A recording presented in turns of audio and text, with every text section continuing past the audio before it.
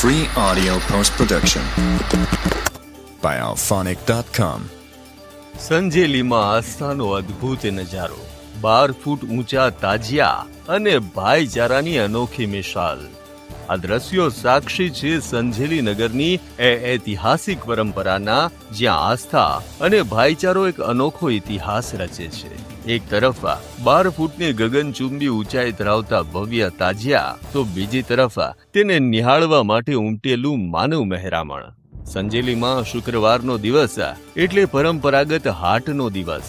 આજુબાજુ આંતરિયાળ ગ્રામ્ય વિસ્તારોમાંથી મોટી સંખ્યામાં લોકો નગરમાં આવ્યા હતા અને એવામાં જ્યારે મોહરમ નિમિત્તે તાજિયાનું જુલુસ નીકળ્યું ને, ત્યારે આખા નગરમાં જાણે અદ્ભુત નજારો જોવા મળ્યો. શુક્રવારે બપોરે બરાબર 2 વાગ્યે કણબી ફળિયામાં રહેતા મુસ્લિમ સમાજ દ્વારા સંપૂર્ણ ધાર્મિક પરંપરા અને રીતિ રિવાજ મુજબ તાજિયાનું જુલુસ શરૂ કરવામાં આવ્યું. ત્યારે વહેલી સવારથી જ અકીદતમંદો ભારે આસ્થા સાથે એકત્ર થયા અને તાજિયાને ખૂબ જ સુંદર રીતે શણગાર કરવામાં આવ્યો.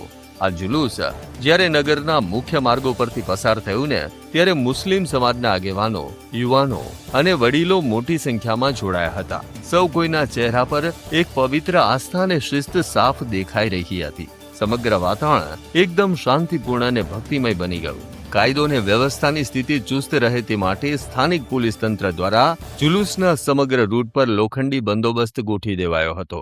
પોલીસના સહયોગના કારણે આખો એ પ્રસંગ ખૂબ સુમેળભર્યા વાતાવરણમાં આગળ વધ્યો અને અંતે સંજેલીના ઐતિહાસિક અને પ્રખ્યાત પુષ્પસાગર તળાવ ખાતે 12 ફૂટ ઊંચા તાજિયાને ભારે હૈયે અને શાંતિપૂર્ણ વાતાવરણમાં ઠંડા કરવામાં આવ્યા. કોઈ પણ અનિચ્છનીય બનાવ વિના સંપન્ન થયેલો આ તહેવાર એ વાતની પ્રતીતિ કરાવે છે કે સંજેલી નગરમાં કોમી એકતા અને ભાઈચારાની સુવાસ આજે પણ એટલી જ મહેકે છે.